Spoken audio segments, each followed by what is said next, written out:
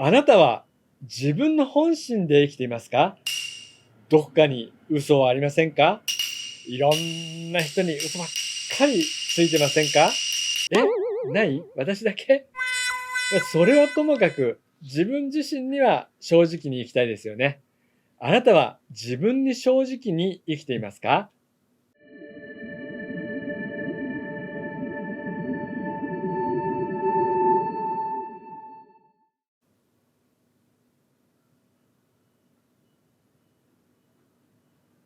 こんにちは。マハリス総合教育研究所群馬オフィスで超越瞑想を教えている森正です。今日はバガバットギーターの本の第2章、施設38です。さて、実はですね、この章のこの部分、こうやって椅子に座って笑いながら気楽に話す内容とはちょっと違うんですよね。まさに戦場で生きるか死ぬかという状況の話です。リアルな戦場もそうですが、ビジネスの世界でもそうですし、家庭環境や職場、学校や何かの集団とか、かなりやばい状況で決断を迫られるような場合の話です。いや、平和っていいですね。ということで続けます。それではこの施設38を実際に読んでみますね。苦楽特質、勝敗の中にも心の平静を得て、そうして戦いに臨むのだ。そうすれば罪を犯すことはない。ということで、こうして戦いに臨むのだと、戦いの心得についてのアドバイスをしています。このバガバットギーターを知らない方に少し説明をしますと、弓矢の名人のアルジュナ王子のところへ親戚の人たちの軍隊が攻めてきます。そんなアルジュナに悟りを開いたクリシュナという人がいろいろと教えています。そのアルジュナとクリシュナとの会話を通して偉大なる知識が伝えられていくというのがこのバガバットギーターです。しかしそれは理解が難しい面があって誤解して解釈をしている人もいる状況なので、マハリシ先生がそれらについて解説をしているのがこの本です。そしてその解説している本を解説しているのが私の動画です。さらにこの動画を解説してくださる方が出てくるかもしれません。というわけで、意識レベルが高く、心の中では常に至福を感じ、この世の中の善悪など、いろいろなものに巻き込まれないクリシュナが、戦いの時にはどうしろと言っていますか？はい、そうです。どんな時にも心の平静を得て戦えということですね。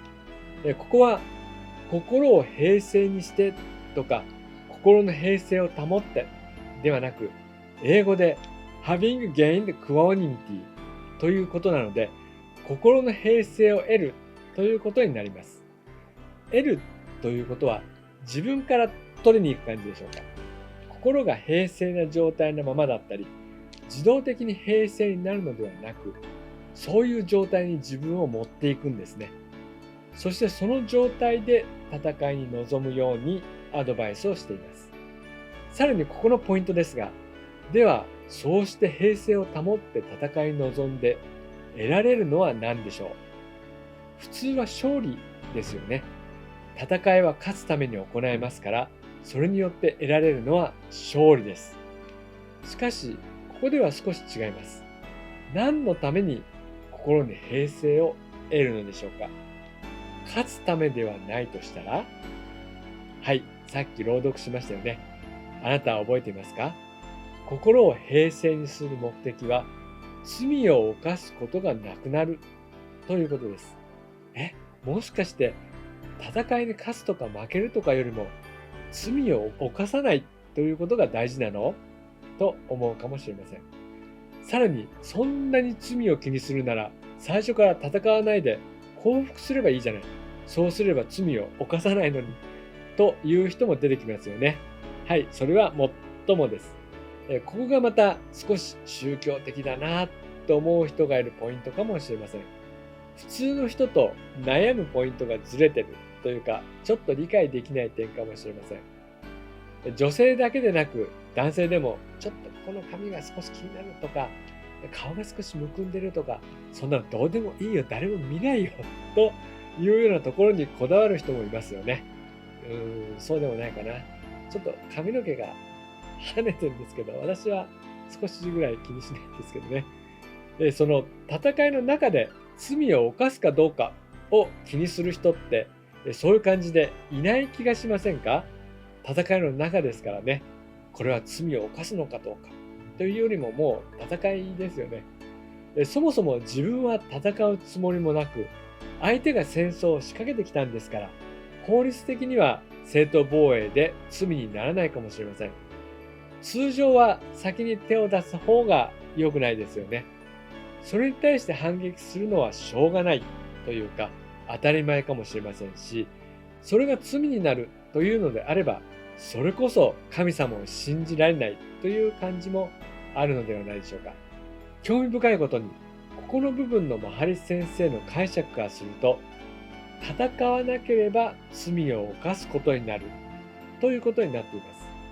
ますます不思議な話ですよね。いかがでしょうか。実はですね、ここの施設から読み始めると、このようにわけがわかんなくなるんです。この前からずっと読んでくると、その意味はわかります。簡単に言うと、戦士というのは、その役割があります。ダルマですね。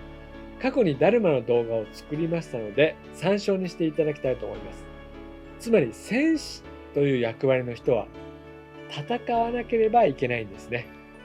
戦士というのは、みんなのために戦う、みんなを守るという役割があります。それなのに、敵が来ているのに戦わないで逃げるというのはどうでしょう。怖がって逃げてしまうと、もう評判は最悪です。みんなが陰で悪口を言い始めます。それは戦士にとって不名誉なことで、苦痛を伴うものです。普通はですね。もし戦いに行って、勝てば英雄です。もし戦いに敗れてしまっても、英雄としてみんなに記憶されます。生まれ変わりという輪廻転生で考えたときに、次に生まれたときには、さらなる幸福が保証されると言います。ただ私は、ここは注意しておく必要があると思います。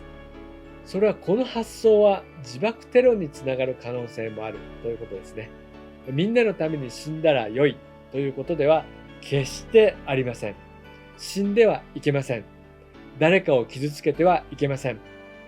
敵が来た時に戦士が戦います。しかし、戦士だからといって戦うだけではなく、事前の平和を目指した話し合いもまた必要です。ここは冷静に落ち着いて、普通に平和的に考えた方がいいですね。ただ、戦士として戦うことになった場合には、戦士としての役割を全うすることが大切で、その時にはただ無心で戦うしかないということです。敵を倒しても罪にならないのは正当防衛的なこともあるかもしれません。さて、ここで今回の動画のタイトルの話になります。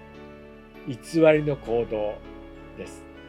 何がどう偽りなのかということですね。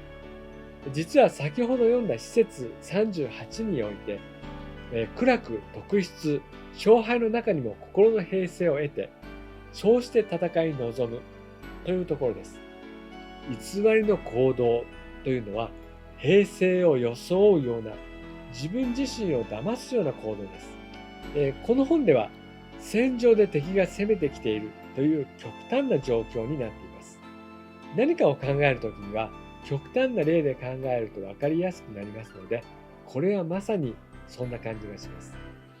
心の平静を装わないためにはどうすればいいかというと、はい、そうです。超越瞑想ですね。超越瞑想を行うことで心の平静を得ることもできます。偽りの行動というのは、心の平静を得て行動すると言われて、心の平静を装うことです。今回のところの文章をよく見ると、苦楽などがあっても心の平静を得てとなりますので、言い方を変えると、苦楽などがあっても超越瞑想を行うことで心の平静を得てとも言えると思います。その状態で戦いの勝敗はどうであろうとも進んで戦うように言われています。ビジネスなら嫌なクレーム処理かもしれません。あるいは人間関係でドキドキして電話できないという時でも無心で電話する。そんな感じでしょうか。緊張したり不安になったりしないで自然体でリラックスしている方が仕事でもスポーツでも勉強でもうまくいくことが多いのではないでしょうか。それとですね、行動するときには損得ではなくて善悪で決めるようにということもこの施設に書かれているのですが、それは次回の動画で紹介します。はい、今日の動画は以上です。もしこの動画が興味深かったという場合には、いいねやチャンネル登録をよろしくお願いいたします。また、超越瞑想をまだ学ばれていない方は、ぜひお近くの瞑想センターで行われている無料の説明会にご参加いただければと思います。今日もご視聴いただき感謝いたします。ありがとうございました。